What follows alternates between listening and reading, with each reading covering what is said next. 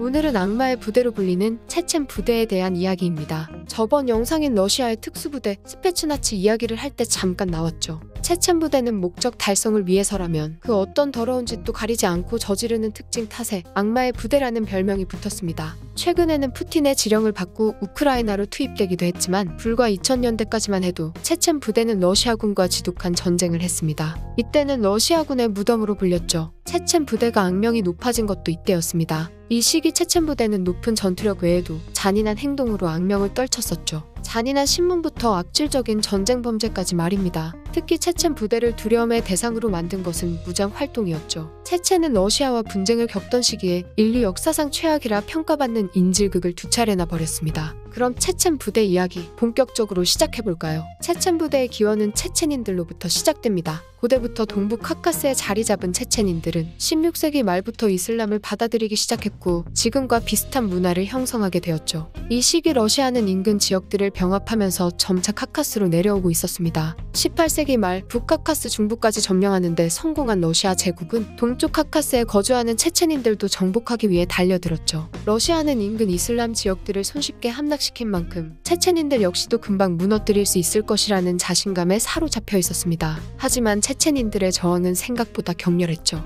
러시아는 19세기 초부터 약 60년이라는 시간을 쏟은 뒤에야 체첸인들을 굴복시키는 데 성공했습니다. 그렇다고 해서 러시아가 체첸인들을 완전히 통제한 것은 아니었죠. 산중으로 도망친 체첸 민병대는 러시아를 향한 반항을 이어갔고 러시아 내정에 문제가 생길 때면 어김없이 봉기를 일으켰습니다. 대표적으로 러시아 혁명 직후에 벌어진 적백내전이 있죠. 1917년 러시아 제국이 무너지고 소련이 들어서게 된 러시아는 레닌의 붉은 군대와 이에 반발하는 백군 사이에 내전이 벌어졌습니다. 이때 체첸군은 백군의 편에 서서 적백내전에 개입했죠. 결과적으로는 소련의 붉은 군대가 모든 연합을 부수고 승리했습니다. 체첸도 이때 러시아에서 소련 소속으로 바뀌게 되었죠. 그래도 소련 초기에는 소수 민족들이 자치 공화국으로서 인정을 받았기 때문에 체첸도 반발이 이전만큼 심하지는 않았습니다. 체첸인들이 본격적으로 소련에게 반발하기 시작했던 것은 1941년 스탈린이 소련 지도자로 집권한 시기부터였죠. 스탈린은 과거 레닌주의를 버리고 스탈린주의를 펴기 시작했습니다.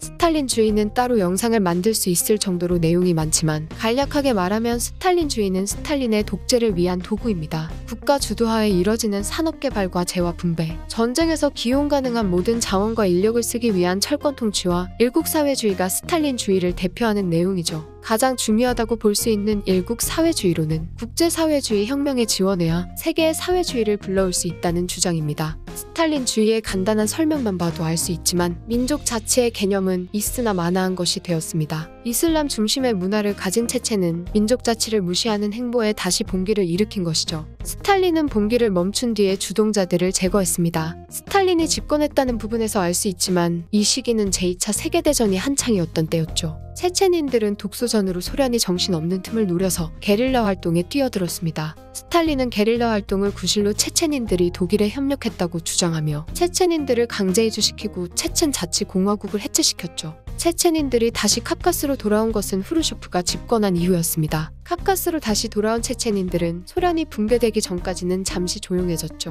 체첸인들과 러시아가 본격적으로 부딪히기 시작한 것은 체첸 전쟁부터입니다. 소련이 붕괴되기 시작할 때부터 체첸은 독립의 기회를 엿보고 있었죠. 1991년 소련이 붕괴하기 직전 체첸의 대통령으로 당선된 두다예프는 독단적으로 체첸 공화국의 독립을 선언했습니다. 사실 독립을 선언하기 이전부터 체첸은 독립을 진행해오고 있었죠. 하지만 1994년 두다예프 대통령의 경제 정책 실패와 함께 체첸의 발로 세력과 칠러 세력 간의 내전이 벌어지게 됩니다. 이때 러시아도 군사를 파견하면서 제1차 체첸 전쟁이 발발하죠. 체첸과 러시아의 전쟁은 쉽게 끝날 것 같았지만 소련의 붕괴 여파와 오랜 기간 독립을 준비한 체첸의 예상의 전력으로 전쟁은 반년 가까운 시간 동안 계속되었습니다. 제1차 체첸 전쟁의 결말은 러시아의 패배였죠. 러시아는 체첸 전쟁으로 약 2,000명의 전사자가 나왔고 군사 장비들도 수없이 파괴되었습니다. 체첸의 독립을 외치던 두다예프를 사살하는 데는 성공했지만 체첸의 독립 의지는 꺾이지 않았습니다. 이 상태로 러시아와 체첸은 평화협상을 진행했고 5년간 정전이 협상되면서 체첸은 미승인 국가로 독립했죠. 하지만 체첸은 1999년부터 다시 문제를 일으키기 시작합니다. 체첸 공화국의 반군이 러시아의 연방 다게스탄 공화국을 침공한 것이죠. 목적은 다게스탄을 러시아로부터 해방시키고 러시아 내부에 이슬람 국가를 건설하겠다는 것이었습니다. 러시아는 체첸의 반군을 저지하기 위해 스페츠나츠를 투입시켰죠. 스페츠나츠는 순식간에 체첸 반군을 처리했습니다. 하지만 체첸의 반군은 쉽게 굴복하지 않았죠. 체첸의 반군은 다게스탄 침공 이후 모스크바의 극장과 아파트를 공격하며 수백 명의 러시아 민간인들을 죽음으로 몰고 갔습니다. 특히 체첸 반군이 일으킨 베슬란 학교 인질 사건은 인류 역사상 최악의 인질극으로 평가받죠. 베슬란 학교 인질 사건은 체첸 반군의 끔찍한 행동력도 엿볼 수 있었지만 협상은 없다는 스페츠나츠 특유의 성향도 볼 수 있었습니다. 당할 수만 없던 러시아는 체첸으로 군대를 파견하기에 이르죠. 러시아군의 체첸 침공은 제1차 체첸 전쟁과 사뭇 달랐습니다. 러시아는 90년대 후반 유가가 정상으로 돌아오면서 경제 지반을 복구한 상태였고 과거 경험했던 게릴라전을 토대로 작전을 구성했죠. 결과는 체첸의 수도 그로진이 함락과 함께 러시아의 승리로 끝났습니다. 문제는 체첸의 반군을 완벽하게 섬멸하지 못한 것이었죠. 살아남은 체첸군은 다시 무차별 공격을 일삼았습니다. 이 시기 체첸 반군이 저지른 만행들은 너무도 끔찍하죠. 체첸 반군은 포로를 신문하거나 민간인 소녀에게 더러운 행위를 하는 장면을 영상으로 촬영해 소지하는 등 온갖 악행을 저질렀습니다.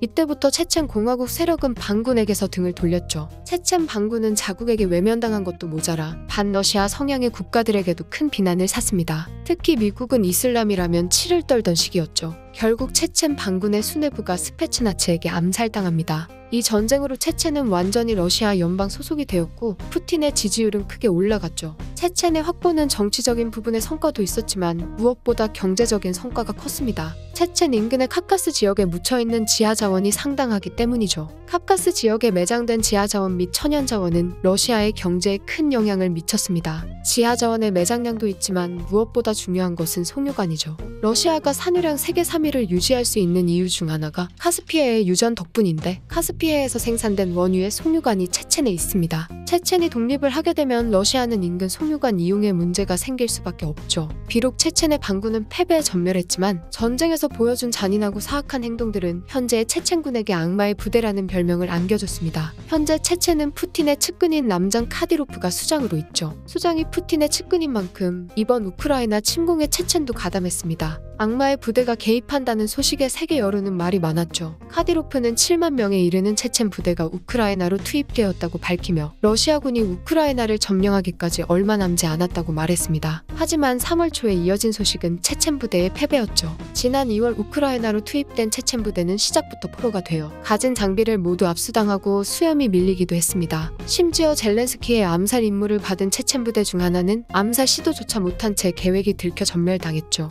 우크라이나의 국가안보회의 의장 올렉시 다닐로프는 앞에 소식을 전달하면서 두 번째 체첸 부대도 자신들의 시야 안에 있다고 말했습니다. 동시에 이곳은 우리의 땅이니 러시아는 나가라고 했죠. 사람들은 과거 강인하던 체첸 부대의 맥은 칠러 세력의 집권과 함께 끊겼다는 말을 하고 있습니다. 악명 높은 체첸 부대에 대한 이야기, 이번 편은 여기까지입니다.